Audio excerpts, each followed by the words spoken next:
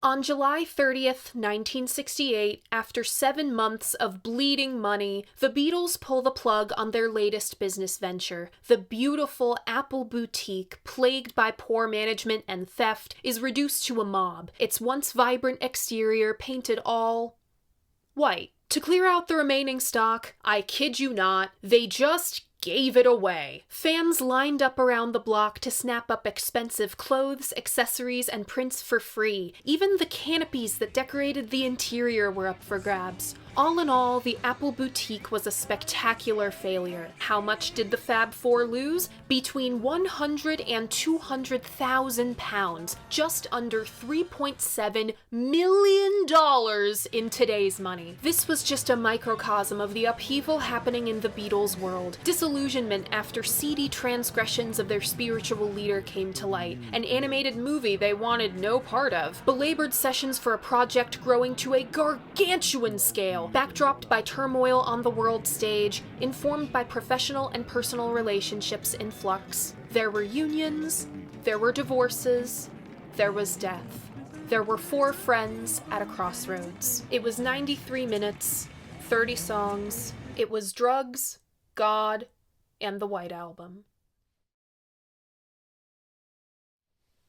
Welcome, everyone, to my last episode of 2024, the third and final part of Double Album December. I started the year with Yellow Submarine, and now I'm finishing with this. I don't know how I'm gonna top this, but that's no matter. I haven't even finished the intro yet. If deep dives aren't your thing, then don't worry. I also do Vinyl Monday. Nope, today's not Vinyl Monday. I make 60-second versions of all of my videos here on my channel, over on my Instagram, as well as TikTok. Until I can't use that app anymore. RIP TikTok, us dumb Americans carried your asses. We have no time to waste today. This record is a monster. I just wanted to put it out there that sometime in my holiday break, I will be appearing on the Gen X Muse podcast for the 3rd time, having an awesome album discussion about Blind Faith. You'll see an announcement somewhere. This week's album, the final album review of 2024, The Beatles, The White Album. Getting this out of the way now. Yes, it is a self-titled record. No, none of us call it self-titled or The Beatles. We all call it The White Album. The music press tried calling it The Beatles for a few years there, but it got really confusing, so we all just resorted to White Album. Congrats if you guessed this one. Remember, if you want to play along, all you gotta do is check out my community tab. That's where I post my hints to what the next album is gonna be. I host polls, I make announcements. You can find all of that on my channel, and if you so choose, you can always read the written versions of my reviews on my website. Alright, for the last time this year, let's take the plastic off. So my copy that I'll be holding up for most of the episode is one of multiple. This was my first. I was honestly kind of disappointed by the Giles Martin remix. I will not be holding this copy up for most of the episode. It's gonna do some weird stuff with the glare and the white balance. You will be seeing this. A West German press from the 1970s. It came with the original poster and photos, which B-roll Abby will be showing you about now. My podcast co-host, Emma, she has the same run. So what is the complete opposite of the Sgt. Pepper's art? Colorful, dense, busy, with a kitschy pop art insert and psychedelic inner sleeve. Colorless, open, empty, sober, and minimalist. That's the White Album. Designed by Richard Hamilton. Yes, the same guy that designed the Sgt. Pepper's art. Ignoring the sticker, of course, the cover is reminiscent of modern art in the late 60s, with its single color washes on canvas. But if you look closer,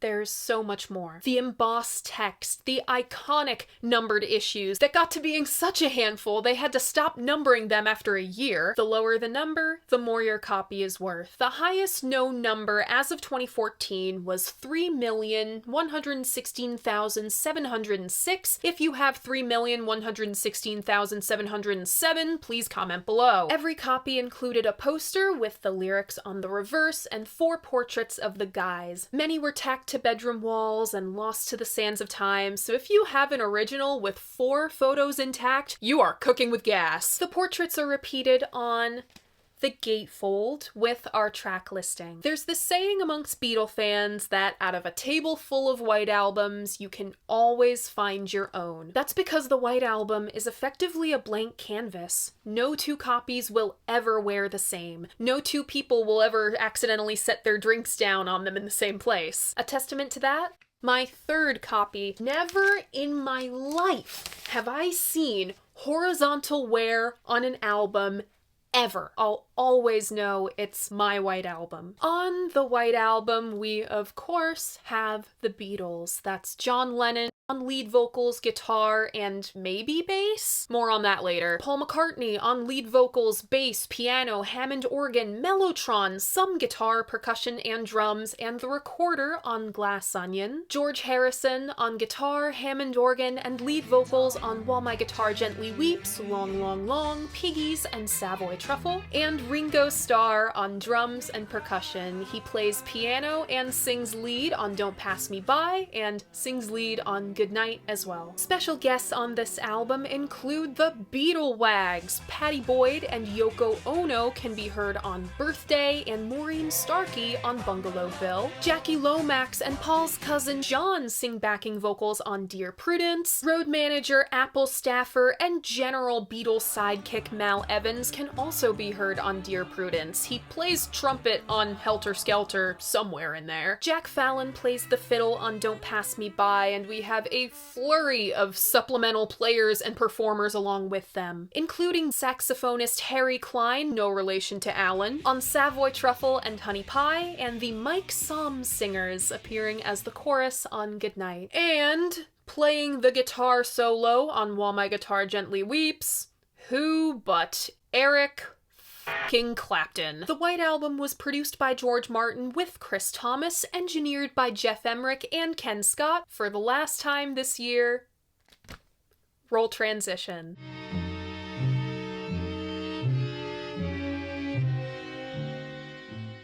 Alright, so me and my contemporaries have all found ourselves staring down the barrel of the White Album at exactly the same time. Lars Land and I found out we were both writing White Album videos completely by chance, and Nancy of Vinyl Friday, if her polling numbers are to be trusted, it is very likely she will be starting her White Album journey come 2025. Over the next 12 months, you'll be seeing 3 very different presentations of the same 21 months in Beatle history. If you're looking for a detailed report of every single day of White Album production, how every song was written, who was in the studio on what days and what for. This account of the White Album? Yeah, not that. I'm trying to keep this thing to around 1 hour for your sake and for my own health and safety. Instead, I'm gonna outline the circumstances which made the White Album possible, highlight notable sessions, and place this album within its historical context. Because I believe that this album is the album of the pressure year of the 1960s. The White Album is 1968. But our story today begins in February of 1967, when the Beatles are in the throes of Sgt. Pepper's production. It'll divide fans upon release. Some thought the guys were getting too heady and didn't like their facial hair, but radio stations were playing it in full, front to back to back, and it displayed huge growth for the Beatles as musicians. They're officially in on psychedelia. This was the most active time in Beatle history since 1963. They'd released 2 singles and an LP after a relatively slow 1966. Taking LSD to expand their minds. Paul's listening to avant-garde and musique concrète, while George will achieve perhaps the apex of his raga rock arc with Within You Without You. Speaking of George, his wife at the time, Pattie Boyd, keeps seeing these posters around London for this guy, the Maharishi, promising to get you, quote, beyond the walking and sleeping state. Pattie brought her sister Jenny with her to a seminar, heard the Maharishi speak about his transcendental meditation, and was sold. Next time, Pattie brought George. He'd been to India once before in 1966, he'd been playing the sitar under the tutelage of Ravi Shankar, but he longed for a spiritual tie to the country he loved. He was transfixed by the Maharishi. On August 25th of 1967, he dragged Paul and John to another seminar at the Hilton, and the next day, the Beatles departed for University College in Bangor to attend the Maharishi's course on transcendental meditation. Jenny Boyd and Mick Jagger and Marianne Faithfull attended too. Cynthia Lennon was supposed to attend, but they accidentally left her at the train station. Put a pin in that for later. Shortly after their arrival, the guys get a phone call about their manager, Brian Epstein, the one who believed in them even when they were just scrappy young musicians fresh off the circuit in Hamburg, who dressed them in matching collarless suits, gave them media training, shepherded them at such a crucial stage in their careers and personal lives. Though they were no longer as close as they were in the early days, Brian truly loved the guys. And the day after the Beatles left for Bangor, Brian Epstein suddenly passed away. The boys were hurt and confused. Their closest confidant, their father figure in a lot of ways, is gone. What do they do now? John especially was distraught. You can see it in the newsreel footage. Yes, he's too shocked to answer questions from the press.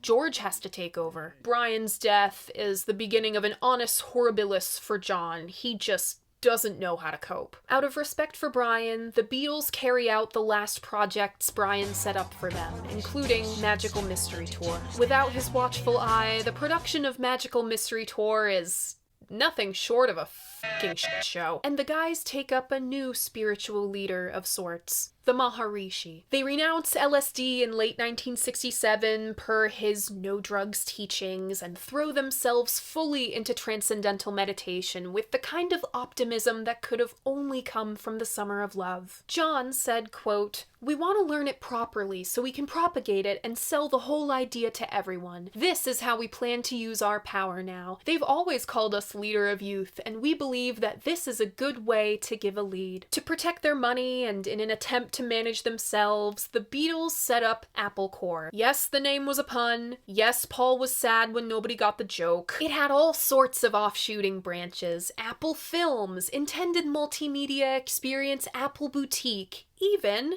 Apple Electronics. The announcement was a mess. George was away, so it was just John, Paul, and Ringo on The Tonight Show. Johnny Carson was away, and the substitute host had no clue which Beatle was which. The guys will still have to provide what little they're on the hook for Yellow Submarine. In February of 1968, the day before they leave for the Maharishi's ashram in Rishikesh, they filmed the ending sequence. They also had to get a single in order. They hoped it would be John's Across the Universe, but couldn't capture it in a way they liked. Instead, it was Paul's Lady Madonna, with George's The Inner Light on the B-side. Speaking of The Inner Light, in early 1968, George was already back in India, scoring Joe Masso's Wonderwall. He hoped production would buy the rights to the soundtrack, but for whatever reason, they didn't. So, Wonderwall music became the first release on the Beatles' brand new Apple Records. As announced on The Tonight Show, Apple had a send-your-own-tapes-in gimmick, which is how they discovered Mary Hopkin and this guy from North Carolina named James Taylor. Keep an eye on this one. While recording Wonderwall music and The Inner Light in Bombay, George brought the raga rock arc of his musical journey to a close. It was time to fall back in love with the guitar, thanks to his new bestie, Eric Clapton. In February of 1968, the Beatles, plus their wives and girlfriends and select friends and in-laws, touched down in India. Firstly, holy hell, it's hot! Better start wearing the locals' clothes. Secondly, it takes like 5 hours to get to the ashram. All India had at that point were cars from the 1940s and 50s. The place was beautiful, tucked away at the foot of the Himalayas and at the bank of the Ganges. It was something out of Indiana Jones. You had to get there by crossing a big bridge. This inspired Mother Nature's son and child of nature. Thirdly, yeah, freedom! No press save for the convoys at the airport, and no paparazzi, just meditating and writing music. A metric ton of music. Junk, Teddy Boy, Back in the USSR, Dear Prudence, Obla Di Obla Da, Blackbird, I Will, Rocky Raccoon, Why Don't We Do It in the Road, Mother Nature's Son, Child of Nature, Jealous Guy, Bungalow Bill, I'm So Tired, Your Blues, Cry Baby Cry, Mean Mr. Mustard and Polythene Pam, Sour Milk Sea, and more. What inspired the Beatles? Some peace and fucking quiet. According to flautist Paul Horn, also in India, quote, they were in the Himalayas, away from the pressures and away from the telephone. When you get too involved with life, it suppresses your creativity. When you're able to be quiet, it starts coming up. Drinking and drugs were out of the way too, as per the Maharishi's strict no substances rule. Two travel buddies inspired the Beatles too, psychedelic folk musician Donovan and Beach Boy Mike Love. Donovan was the first British pop star to get into transcendental meditation, to clean up his image after he was also the first British pop star to get busted for possession. Donnie was also there because he had a big fat crush on Jenny Boyd. When he wasn't pining after Jennifer Juniper, he was teaching John his clawhammer playing, a finger-picking style he adopted after contracting polio as a kid. Polio often affected dexterity in people's hands. Joni Mitchell worked around this by tuning to a chord. John used the clawhammer technique on songs like Dear Prudence and Julia. Mike Love suggested Paul write a parody of Chuck Berry's Back in the USA, which in and of itself is kind of a jab at the US of A, depending on who's singing it. Paul's take was Back in the USSR, with some very Beach Boys backing vocals. Wild Honey Pie was also a nod to the Beach Boys' Wild Honey. It's literally only on the album because Patty thought it was funny. Another big influence was the latest Bob Dylan record. Dylan was involved in a motorcycle accident in 1966, meaning he was effectively out of commission for psychedelia. Instead, he hunkered down in Woodstock to record country rock. The first of these recordings to be released, and the LP the Beatles got a hold of, was John Wesley Harding. Oh shoot, I need that band record too. Why haven't I covered that yet? Why haven't I done a Big Pink episode? What am I doing? What am I doing? The other to be released in the summer of '68 was the band's Music from Big Pink. So good, it broke up Cream. More friends arrived in India, like Mia Farrow, fresh from her divorce from Frank Sinatra. Donovan's buddy Gypsy Dave showed up, and notorious Beatle hanger-on Magic Alex. You may remember him from the Get Back debacle. He was the one who tried to build a console at Savile Row, but f***ed up so badly they had to call George Martin for help. Who knows what that guy was on about? But the fun at Rishikesh didn't last long. For one, tarantulas and scorpions made homes of the bathrooms. Yay! Oh, that sounds terrible. I don't know about you, but I would not be able to sleep with that knowledge, let alone piss. Also flies. Ringo was the first to leave. He only lasted like 2 weeks. He had a lot of food intolerances. The spices in Indian food hurt his stomach terribly. According to Patty in her book, Ringo packed all his own food, which consisted of beans. 15 Sherpas carrying cases of Heinz baked beans. More music, more music, more music. When he ran out of the beans and eggs, he left. Paul and Jane left about 3 weeks after Ringo did, feeling they'd gotten just about all they were gonna get out of India. Some really struggled with the isolation of the ashram, like Mia Farrow's sister Prudence. She got so into meditating, she refused to leave her quarters or speak with anyone. Hence the lyrical content of Dear Prudence. John said, quote, she'd been locked in for 3 weeks and wouldn't come out, trying to reach God quicker than anybody else. That was the competition in Maharishi's camp.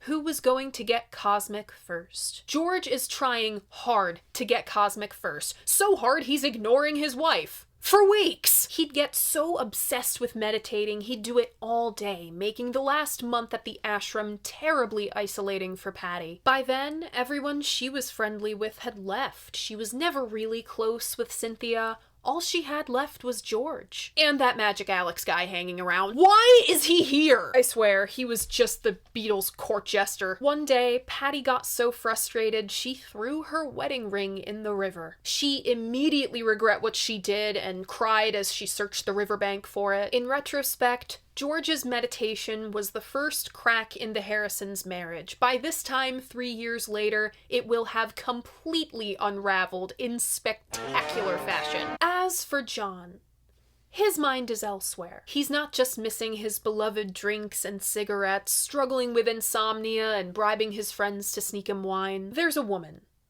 A Japanese happenings/avant-garde artist he's only just met, but he's already completely infatuated with. He even considered inviting her to Rishikesh. But he's no Clapton. It'd be way too messy having two women he's involved with around. He went to India with Cynthia, but absence only makes the heart grow fonder. His inner conflict manifested in the song Julia, referencing the ocean child. Enter Yoko Ono. I have been dreading introducing Yoko to the Vinyl Monday verse, not because I dislike her, I don't dislike her, but because this just gets so complicated. In short, do I dislike Yoko Ono? No. Do I like Yoko Ono? Not really. Her treatment of Julian and the whole May Pang thing really put me off. Do I respect her as an artist? Absolutely. It's tragic how Well Cut Piece has aged. It only rings more true in our world today. Were Yoko and John good for each other? Not particularly. Did they find exactly what they needed in each other at the time? Yes. Did Yoko break up the Beatles? To appropriate the words of filmmaker Jeff Economy, if you think Yoko Ono broke up the Beatles, you are probably a racist, a sexist, or just plain ignorant, and I don't have to take anything you say seriously. Yoko and John had crossed paths a few times before, but they properly met for the first time at one of her exhibitions. There, she showed ceiling painting, a ladder leading to the word yes painted on the ceiling.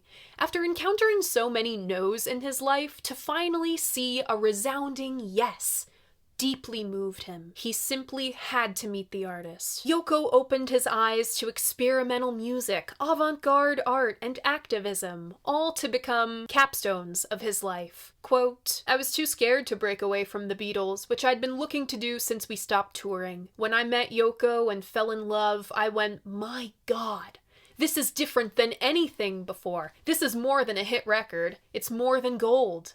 It's more than everything. John was always attracted to independent, strong-willed women, so it wasn't long before they started an affair. John was notoriously unfaithful to Cynthia. Back to India. It's not entirely clear how the Beatles fell out with the Maharishi. I saw some sources claiming the Maharishi made an off-color comment about Brian to John, and that's why he left, but I couldn't find the interview this supposedly came from. I could not corroborate this. What I could find evidence of had to do with Magic Alex. This theory states that Alex wanted to get John and George back to England. According to Cynthia, Alex allegedly planted a rumor that the Maharishi had been, quote, indiscreet with a young lady on the ashram. Patty used pretty much the same phrasing, indiscreet, to describe the situation in her book. Mia Farrow alleged the Maharishi groped her, and the Beatles' estates have such confidence in this claim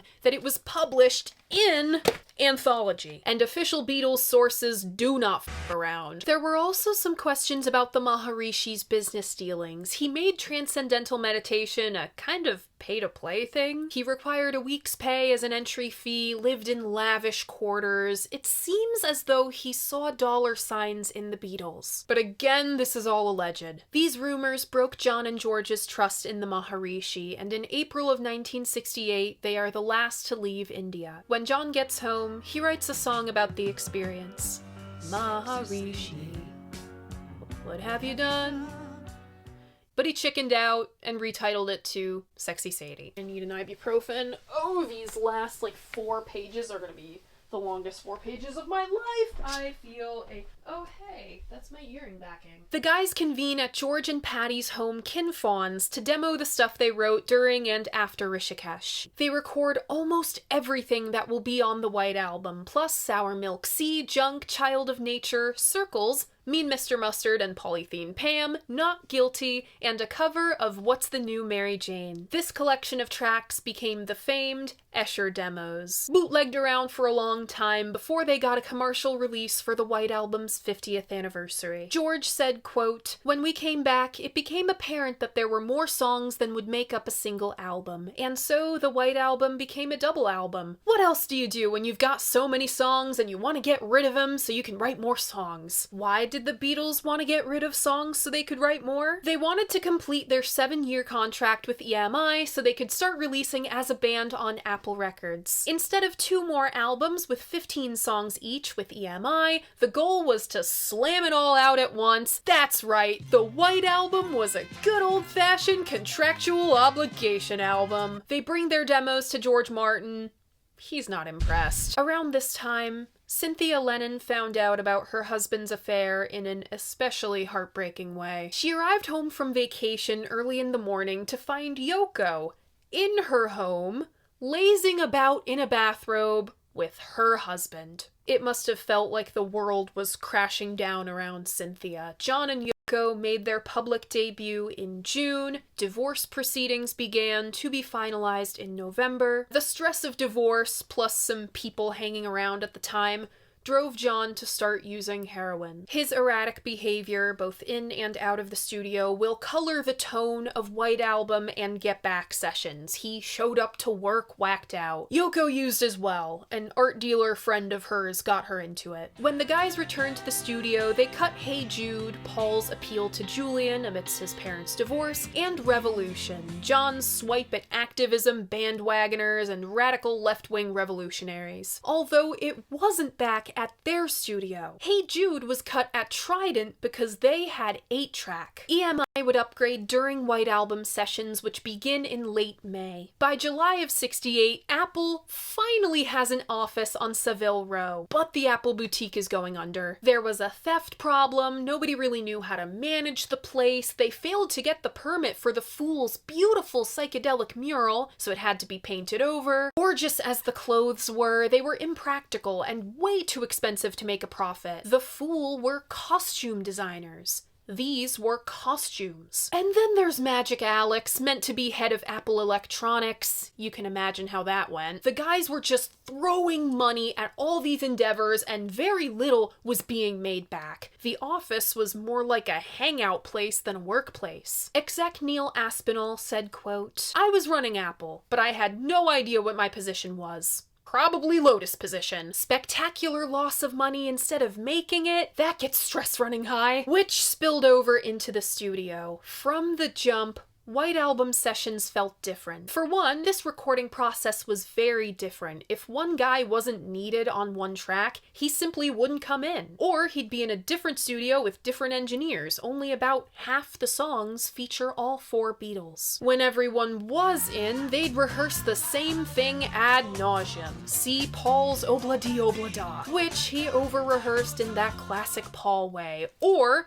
George's Not Guilty, which the guys did a whopping 102 takes of, and used none of them. Secondly, the presence of Yoko. She wasn't the first Beatle wife to participate in recording. That would be Patty on Yellow Submarine. But this was different. The guys were not used to being critiqued by someone who wasn't their producer, so when Yoko gave notes, oh no! She did help bring forth Rev 9 with John and Paul, but always being in the studio was invasive and a little uncomfortable for the guys. She showed up for Rev 1 sessions and then just kinda never left. The presence of other people in general really threw sessions for a loop. George couldn't get anyone to record While My Guitar Gently Weeps, so he went ahead and brought Clapton. This pissed George right off. Even fucking Ringo has a song recorded, and he doesn't? On the other hand, what do you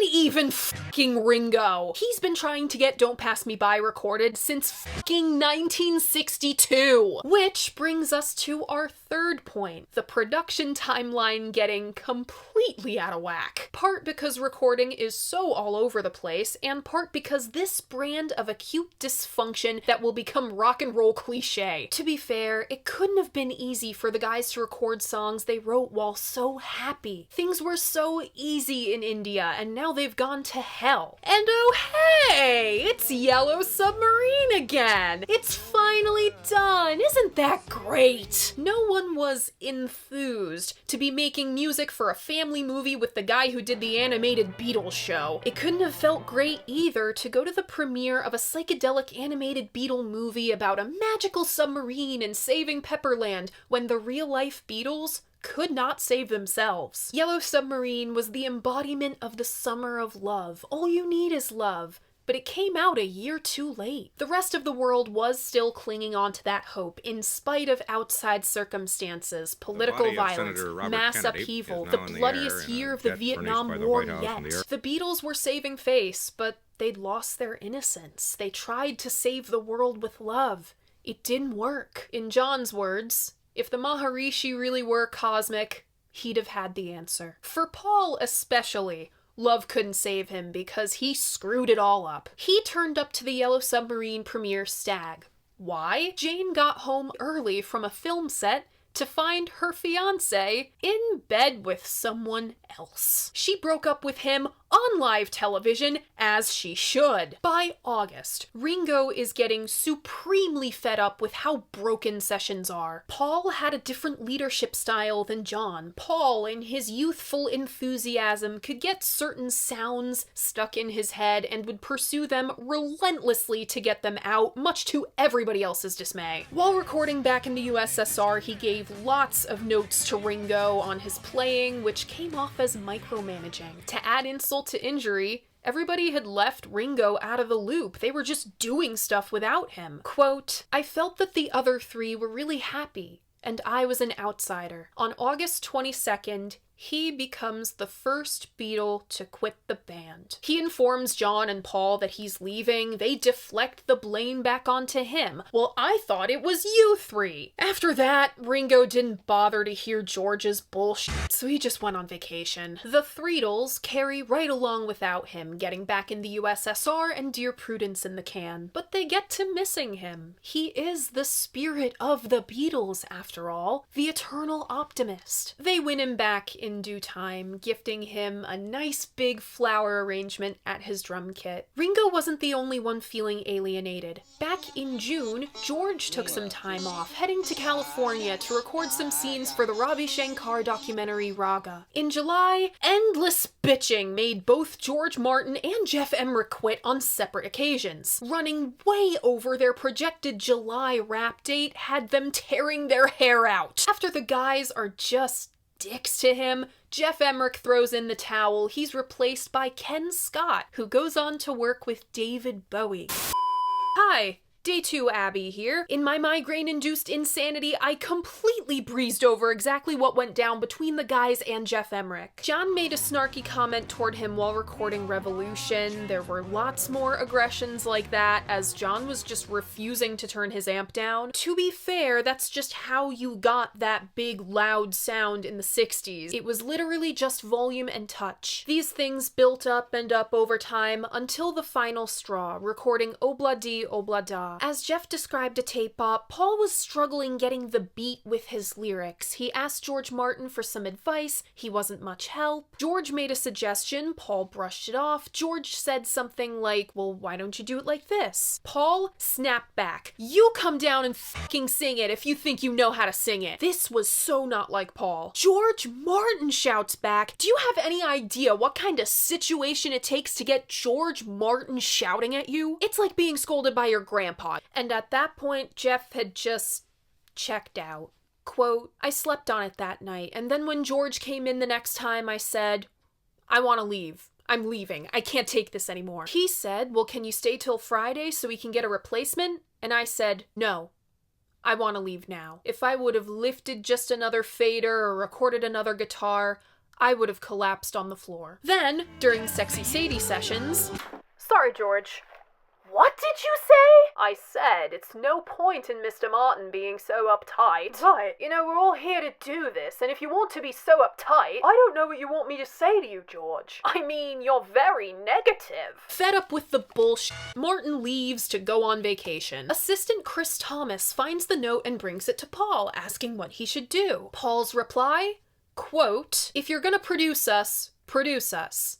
If not, get the f*** out of here." So Chris Thomas just gets a gig producing for the f***ing Beatles. He goes on to work with the Sex Pistols. Apple closes the electronics department. My jaw stays off the ground. Production on the White Album finally wraps on September 23rd. George Martin comes back from vacation on October 1st. The weekend before, Derek Taylor, new press officer at Apple Records, confirmed to Melody Maker that this thing is gonna be a whopper. 24 tracks are on deck. The projected release date is now November 15th. Album rollout is set to begin, and then, on October 18th, thanks to a domino effect set off by poor Donovan, John is the first Beatle to be busted for possession. More PR nightmares abound, as if the India thing and John's divorce weren't enough. John and Yoko appeared in court the day after, were remanded on bail until the 28th. I find it interesting that in the next issue of Melody Maker, Beatles press officer Tony Barrow officially stepped down. I honestly wonder if this was his final straw. Derek goes on damage control, taking the next month or so to draft up a spectacular fluff piece for Disc and Music Echo. Quote, "If John were to profess atheism and anarchy, commit adultery, parade in public with a Japanese artist, claim to be more popular than Jesus, take LSD, get arrested, get divorced, dress like a freak, fall for an Indian mystic, and even go as far as to pose naked for an album cover, two virgins happened, I would still be a believer." Later, quote, "But surely you are not saying John Lennon is perfect. You make it sound as if anything he does is okay. Maybe this is how it sounds. Maybe this is a whitewash, the fluent press agent cleaning up the image. Should I dirty it then? Et tu, Taylor? Let he who is without sin cast the first stone."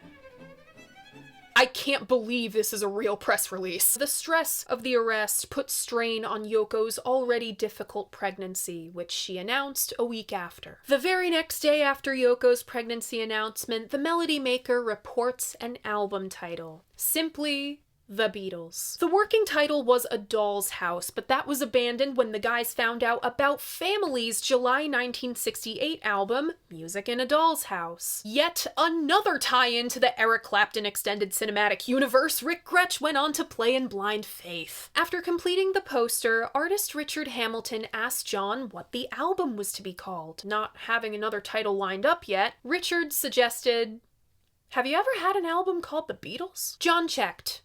Meet the Beatles.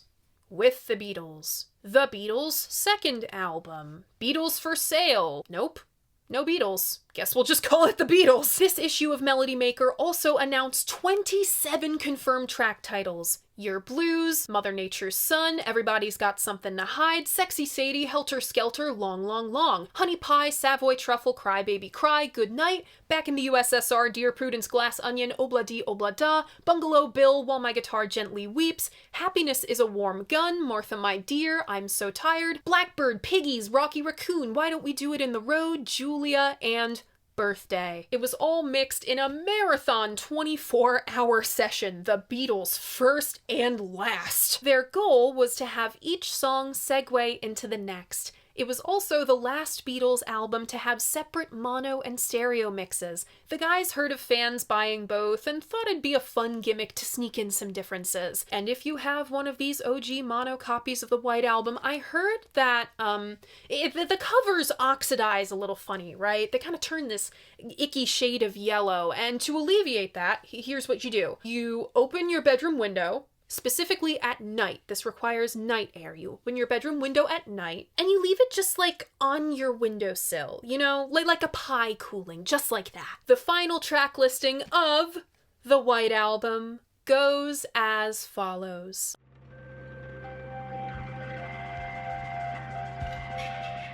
Opening up side 1, we have Back in the USSR, followed by Dear Prudence.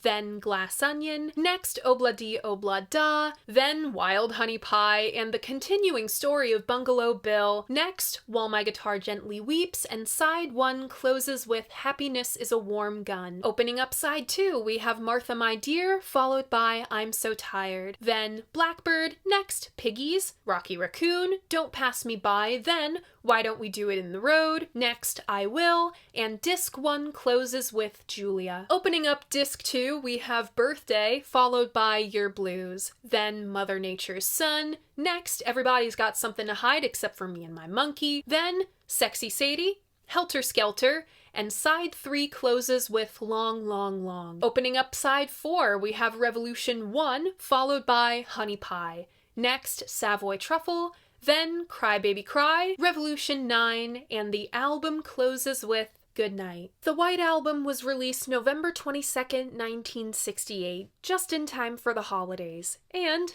the same day as Village Green.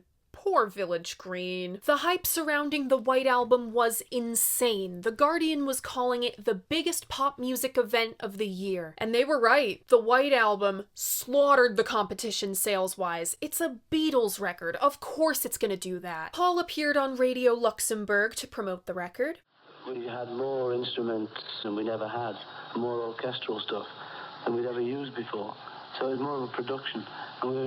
But we didn't really want to go overboard on that this time.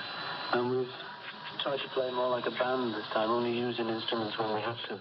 As shown on the front page of Melody Maker, the White Album made over £1 million in pre-orders alone. Imagine that hype, selling 300,000 copies of an album at £3 and 13 shillings per copy, plus sales tax, before it's even out. That's how big the Beatles were, without having played a public gig in over 2 years. Never mind the rumor they slung 3 million copies of the White Album in 4 days in the United States. As for the Hey Jude single, it made about $3 million in the States in just 2 months of it being out, making it the highest selling Beatles single ever. Multiple publications stated the obvious. This was a huge departure from Sgt. Pepper's. Steve Turner in A Hard Day's Right put it more succinctly than any contemporary source I found. Quote, "It was as if the group had decided to produce the exact opposite of Sgt. Pepper. Long album title? Let's just call it the Beatles. Multicolored cover? Let's go white. Clever overdubs and mixes? Let's use acoustic guitars on a lot of tracks. Otherworldly subject matter? Let's sing about cowboys, pigs, chocolates, and doing it in the road." It's safe to say critics upon release had one hell of a first impression. They were blown away by the sheer magnitude of this thing, which in and of itself says quite a lot. 1968 was a very active year for music. Of course you have the Beatles with their best performing single ever, but the Rolling Stones are winding up for their post-psychedelic comeback, Beggar's Banquet. Psych as a whole was at a tipping point. While it was still going strong with guys like Blue Cheer, The Grateful Dead, The Jefferson Airplane, Big Brother and the Holding Company's second and final record with Janis Joplin made her a star that year, psychedelic rock giants Cream broke up. Like I said earlier, Bob Dylan and the band triggered a larger shift to back to basics. Rolling Stone's review of the White Album went as far as to complain about that. Think of guys like Buffalo Springfield, the Byrds who are going country, the rise of folk giants Leonard Cohen and Joni Mitchell, and CCR's debut, single-handedly creating swamp rock. Pop music was at a tipping point too. Though Village Green and Odyssey and Oracle were released that year, they wouldn't be recognized as classics until much later. This heady, high-concept stuff was falling out of favor. See the commercial failure of the Monkees' Head. The White Album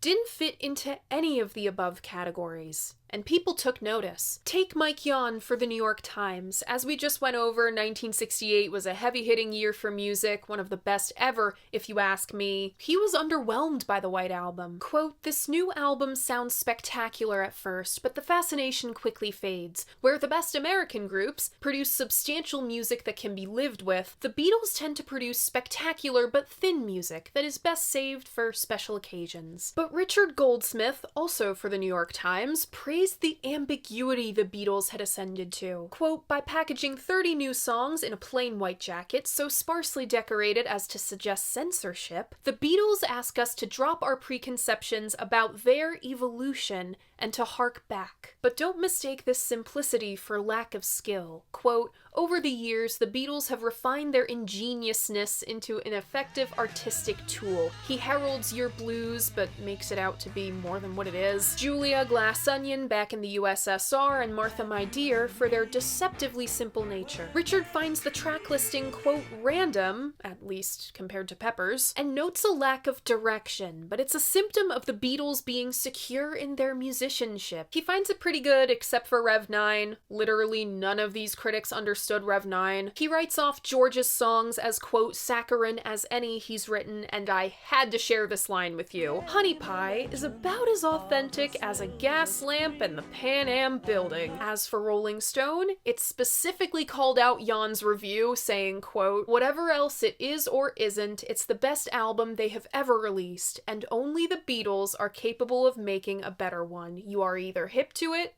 or you ain't. Pretty clear-cut statement from holy crap, do I actually agree with Jan Wenner? Penny Valentine for Disc wrote an arresting introduction for her track-by-track breakdown. Quote, to hear it leaves you punch-drunk and breathless and wondering what exactly you can say, how you can put into words any constructive criticism of this double venture. Remember, this is November of 1968. Freak Out, Blonde on Blonde, A Gift from a Flower to a Garden. In 68, we got Wheels of Fire, Pentacle, and Ladyland. This was only the 7th rock and roll double album ever. Double albums were blockbuster events back then, and this was a blockbuster among blockbusters. But all this release hullabaloo was undercut by grief. Just a day before the White Album's release, Yoko miscarried. It worsened John's drug-fueled paranoia. He believed the stress of their arrest caused Yoko to miscarry. He blamed the media firestorm surrounding them. The lovers would become even more codependent. In December of 1968, John and Yoko are guests on the Rolling Stones Rock and Roll Circus. There, he meets the Stones' slimeball manager, Alan Klein. If the death of Brian Epstein was the first brick pulled from the Beatles' foundation, and if spiritual disillusionment, clashing personalities, presence of Yoko, and studio troubles were others, Alan Klein was the guy to topple the building. Going back to that Hey Jude headline in Melody Maker for a second, the group's projected live appearances will now probably be postponed until January, says press officer Derek Taylor. Through the back half of White Album production, rumors had been swirling of something. That something went through many changes behind the scenes because honestly the Beatles didn't know what it was going to be either. In Paul's mind, whatever it was the way to save the Beatles. He knew there was way too much vitriol in the making of the White Album. He had to find a way to cauterize the wound. So begins the story of the Get Back project, to become Let It Be. The guys go on a short break before hunkering down at Twickenham, but not before an absolutely unhinged interview with Derek Taylor is published in the December 7th issue of Melody Maker. Apple, quote, started off with grandiose ideas, but it's difficult to be grandiose in a glum society like the one which we have here. I agree, people are generally boring and hate joy, fun, and whimsy. About business affairs, quote, we have been criticized for inefficiency. And I agree. Fine, we're bad at our jobs. And about the guy's fan mail. Quote, you get people who say, I wrote to you and didn't get the courtesy of a reply. Why should we reply? We didn't ask for the letter in the first place, and we don't owe them back a letter at all. Whose idea was it to hire this bloke? Unfortunately, you can't cover the White Album without talking about its Bloodstain. In August of 1969, just before the release of the White Album's follow-up, Abbey Road, a miserable, evil, awful little man and his equally horrible followers decided that the White Album was a message from God about an impending race war. They believed that there were messages hidden in the Beatles' lyrics and that they were the four horsemen of the apocalypse. So they plotted a murder to trigger the end of days. One of the locations this evil little man sent his cronies to was 10050 Cielo Drive, the supposed home of music producer Terry Melker. He was an aspiring musician. Terry rejected him. It's theorized this was his revenge. But Terry wasn't at the house. He didn't live there anymore. He hadn't for a long time. Instead, the followers found the wife of the home's renter and her friends just hanging out. Celebrity hairdresser Jay Sebring, Folger's coffee heiress Abby Folger, Wojciech Frykowski, 18-year-old Stephen Parent, who just so happened to be on the property that night, and beloved actress Sharon Tate, 8.5 months pregnant with her son, Paul Polanski. All lost their lives that night. So did Leno and Rosemary LaBianca the next day. In Anthology, Ringo said, quote, "It was upsetting. I mean, I knew Roman Polanski and Sharon Tate, and God, it was a rough time. It stopped everyone in their tracks because suddenly all this violence came out in the middle of all this love and peace and psychedelia." The Tate-LaBianca murders would be a critical blow to hippie culture, preceded by the '68 DNC riots, followed by the Altamont Speedway disaster. The media demonized hippies. People associated long hair and free love with killers. In Laurel Canyon, where the murders took place, the atmosphere completely changed. People were locking their doors at night. Photographer Henry Diltz described thinking twice before picking up hitchhikers. David Crosby bought a gun. This also triggered a wave of people feverishly dissecting the Beatles' lyrics, looking for hidden messages that, like, Paul was dead or something. And wait, isn't that Uncle Russ? Modern perception of the White Album has undoubtedly been tainted by the Tate-LaBianca murders. It's the dark cloud that hangs over songs like Piggies and Helter Skelter. Overall, outside of that, people generally think the White Album still holds up, which I'm surprised by. It's widely considered to be one of the most bloated double albums of all time, and yet people take it for what it is. I can't escape this fucking list. It's at number 29. It praises John's hard and soft sides, Paul's tongue-in-cheek pop songwriting, George's, quote, spiritual yearning, and Ringo for Don't Pass Me By. Quote, "The Beatles tried a little bit of everything, and all their adventures paid off." One of the better negative modern reviews of the White Album isn't even a negative review of the White Album, it's a negative review of Sgt. Pepper's. But I'm reading it here since it pretty much sums up everything detractors have to say about this thing. Quote, "The celebrations were Revolver last year were justified. That LP corralled ambition within firm songwriting disciplines. It was a great record, and a good thing. Sgt. Pepper's was a decent record and a bad thing. Fans, however, had to wait for the disorganized, arrogant, ill-spirited, meandering The White Album to endure a terrible record that was also a bad thing. Gird loins for its half-centenary." It seems none of the Beatles look back on White Album production fondly, but Paul will go to bat for the record, as we'll see in the next chapter of this video. Like it or not, it cemented its place in Beatles canon. It really pushes creativity out of artists who tap into it. Ella Fitzgerald's cover of Savoy Truffle, Pat Benatar's cover of Helter Skelter, Susie and the Banshees' Dear Prudence. And I have to shout out the Analogs for covering the whole album front to back, note for note. They gave me a whole new appreciation for this thing. So, what do I think of the White Album?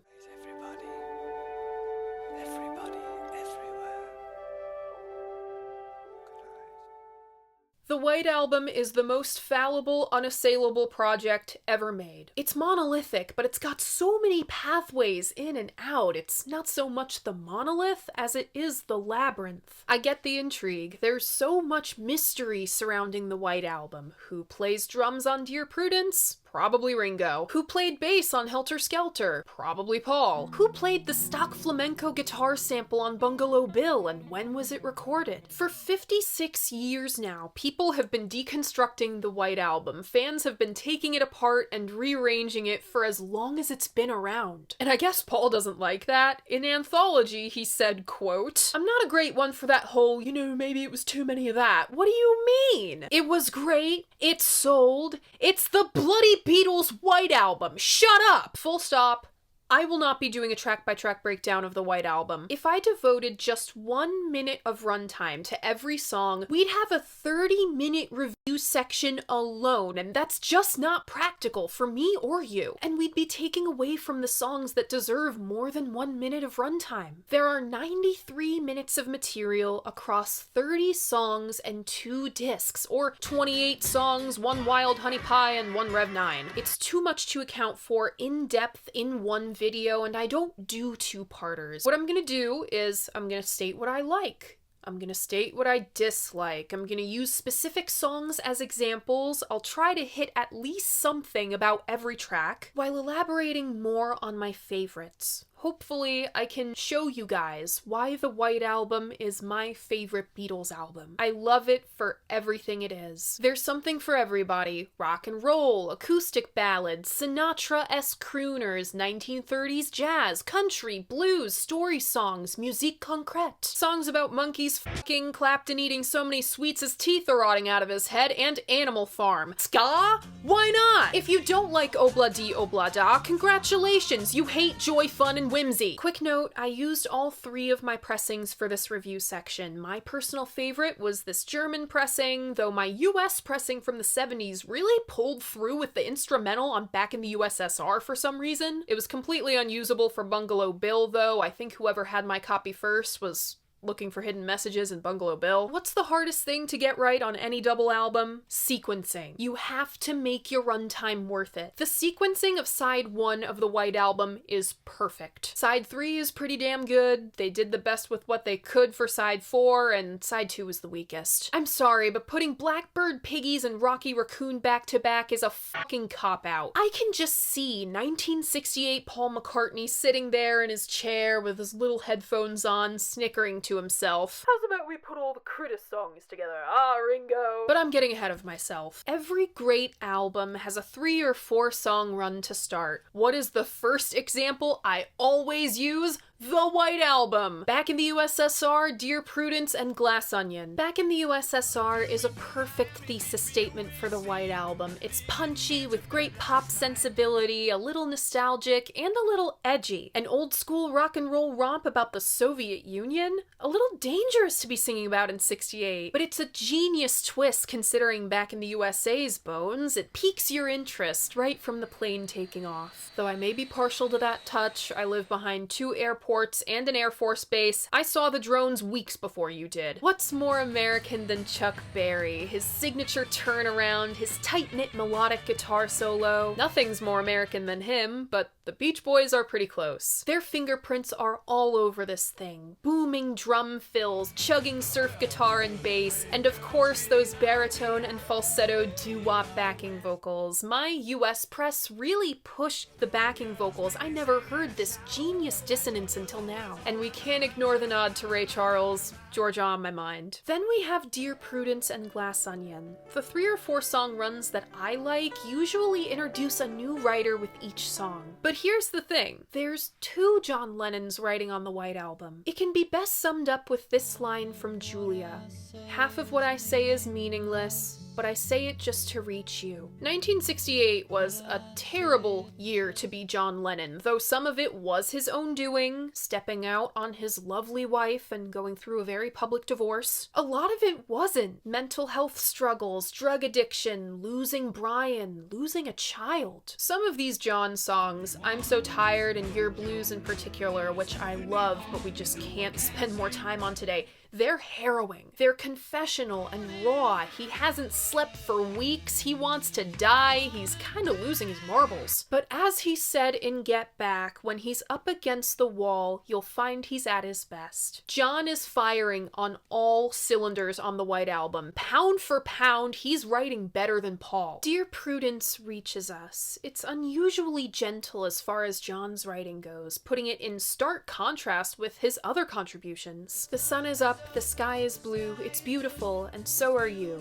It plays well with his penchant for the surreal. The clouds will be a daisy chain, so let me see you smile again. Thank you, Donovan, for teaching John clawhammer. It totally changed how he approached guitar. This arpeggio opens like a blooming rose, but we can't count out the contributions of the other guys. They make this song what it is. Note George's backing vocals and Paul's stellar bass playing. The other devastatingly sweet song on the White Album is Julia. His plea to his departed mother, saying her name like a mantra, trying to get this ocean child out of his head. He cannot sing his heart, he can only speak his mind, but she's all he thinks about. She permeates everything, the ebb and flow of the guitar, the clouds, the sun, and the sand. Had to skip ahead for that a bit. Rounding out the 3-song run is Glass Onion, and The Other John. Half sentimental nods for Beatles fans, half parody. Like I Am the Walrus, name dropped in this song, Glass Onion is word collage John. Half of what he says is meaningless, like Bob Dylan or even Lou Reed.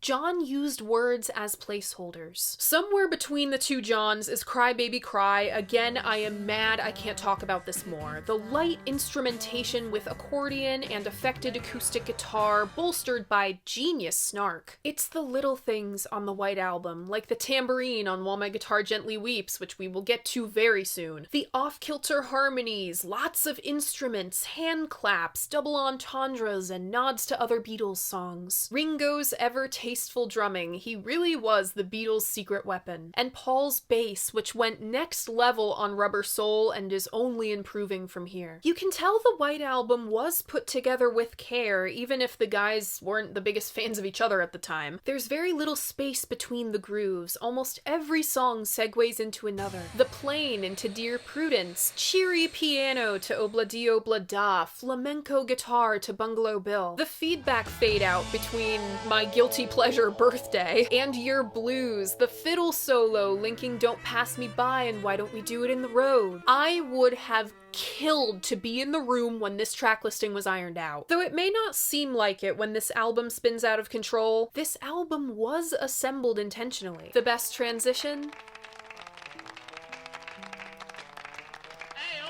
Alan Smith's review for the NME fucking mistook While My Guitar Gently Weeps as being sung by Paul. Listen, I get it. I will never judge a new fan or an untrained ear to mess up who sings what. It can be pretty difficult to discern sometimes. But I don't know how that could happen with a seasoned critic in the Beatles' heyday. This is a George song, clear as day. The White Album may feel unserious for the first few songs. While My Guitar Gently Weeps is the tonal shift. It's bitter, top to bottom, but it wasn't always like that. Escher While My Guitar is more supine and mournful than mean. The arrangement makes it so. The imposing piano intro, the space between the drums, stiff chugging of guitars and bass, the bleeding lead. It turns lines like, I don't know how someone controlled you, they bought and sold you. I don't know how you were diverted, you were perverted too, from detached observations to scathing jabs. George retains his cool front, but his delivery is loaded with sarcasm. With every mistake, we must surely be learning. Over the course of the song, he loses his cool, the tense harmony vocal, until Look at You All. It's like being talked over in a three-way argument, and this is him shouting over everyone, telling them to shut up. Look at you all. Then Clapton wails away over George's ghostly ad-libs. I've never heard them as clear as on this pressing.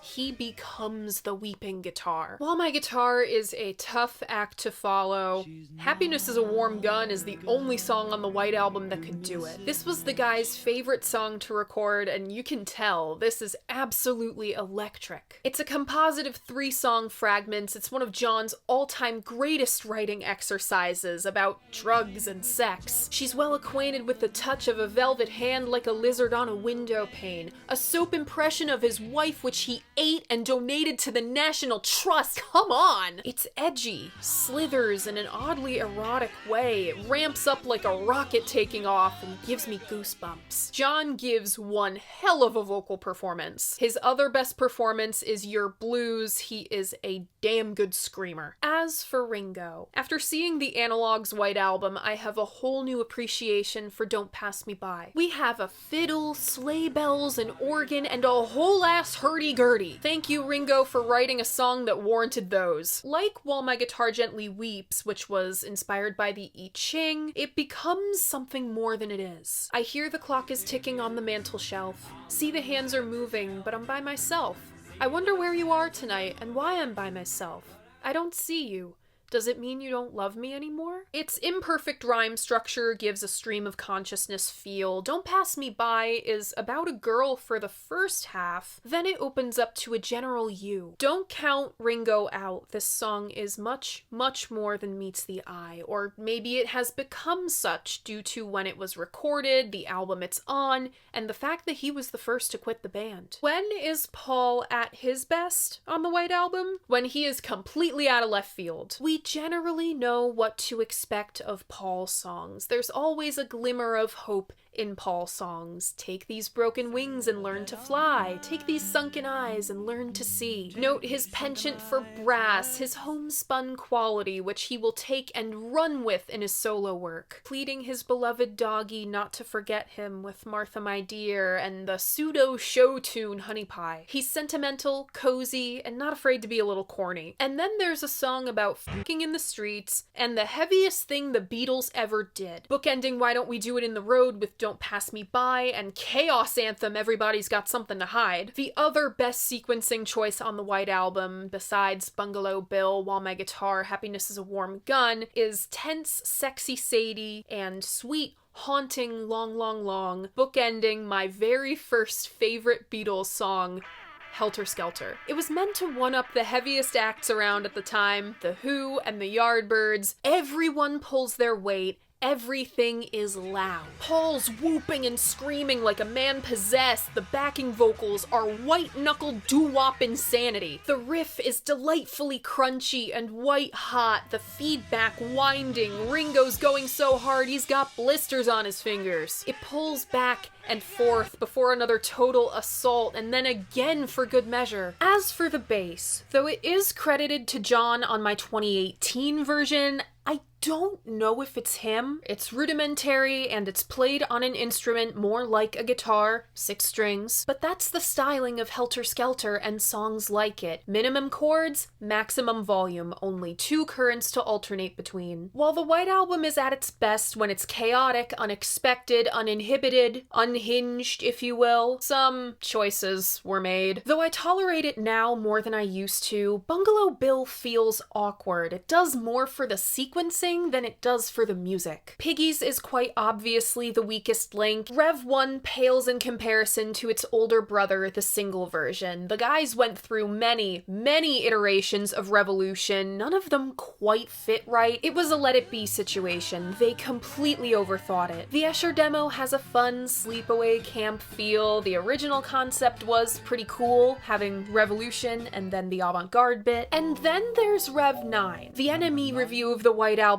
summed up most fans' feelings on Rev 9, even today. He called it a, quote, pretentious piece of old codswallop, and, quote, no more than a long collection of noises and sounds seemingly dedicated to the expanding sale of Aspro. I am angry at this, because the listen to me, I'm being mysterious bit is a piece of idiot immaturity and a blotch on the Beatles' unquestioned talent. I am a known Rev 9 defender. You should have seen it coming for miles, considering my affinity for Sister Ray and Monster Magnet. Maybe you're right. Maybe I'm not supposed to like Rev 9, but I do.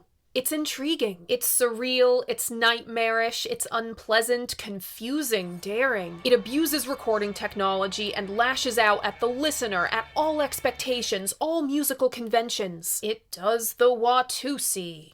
If you actually listen to the words, Rev 9 can be so unintentionally hilarious. It feels like a buzzing, overactive mind, or sensory overload, or being barraged by news of violence left and right. It is 1968. It's the most realist piece on the record, and it's the ultimate litmus test. Buckle the fuck up. Imagine you're a listener in 1968 listening to the White Album in full for the first time. You'd have been scared shitless by Rev 9. Sometimes I still am. This thing is a fucking trip in surround sound. Do not listen while high or with the lights off.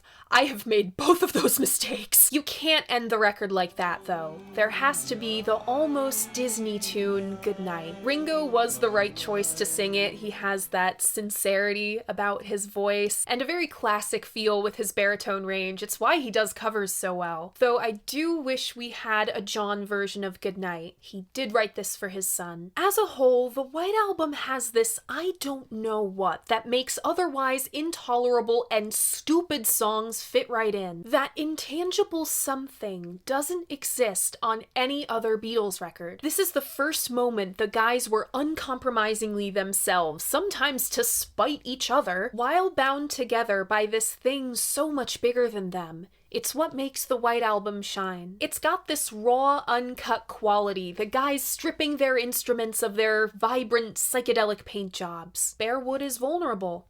It stains, and it gives splinters. Richard Goldstein said it first, quote, "More than anyone else in the pop hegemony, the Beatles involve themselves in the times. 1968 was the pressure cooker year of the 1960s. 2 high-profile political assassinations happening within 2 months of each other. The highest-profile civil rights leader in the nation, and the favorite candidate for U.S. president. A weaker candidate is nominated in his place with a literal, actual riot going on in the backdrop. The winner proves to be a crook. Kids on one side of the pond are shutting down classroom buildings to fight for their right for a quality education. On the other side, they're protesting a war nobody wants to be involved in, but everybody's seeing go down in real time. It was the first war of its kind that you could watch from your television at home. These kids know to protest it. They know the West is only involved to line their own pockets. It's poor boys fighting a rich man's war. There's one last burst of light come summer.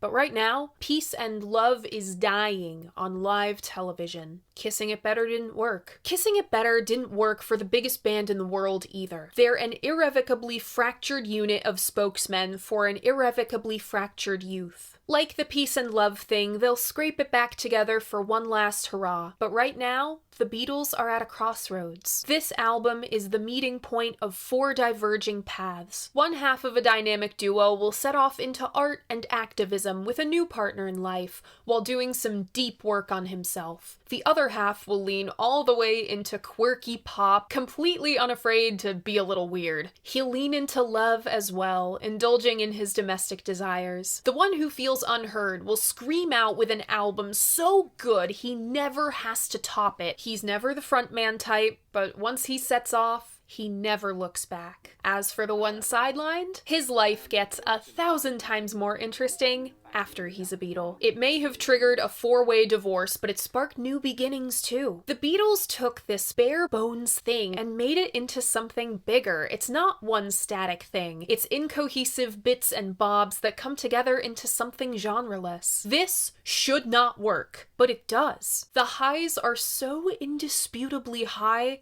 they excuse the lows. This slot used to belong to Sgt. Pepper's, but once I got a little bit older, I learned a little more about the history of the 1960s, and once my shell got a little harder, it was dethroned. Every double album should aim to be as daring and discombobulated as this. The White Album is so much more than the sum of its parts, and that's why it's my favorite Beatles album.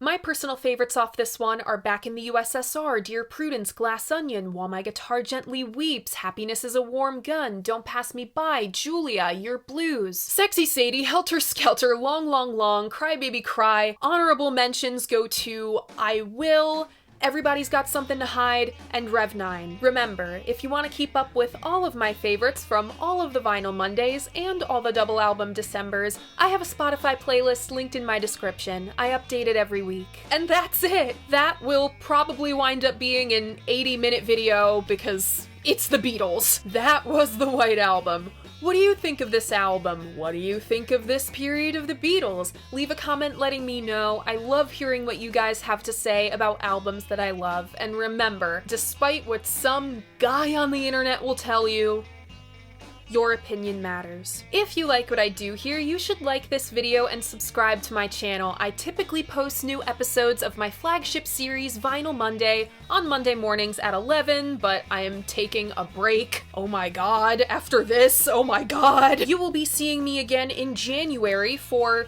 yet another double album because I know no peace in this life. Thank you so much for watching, and I'll see you guys next year. Bye!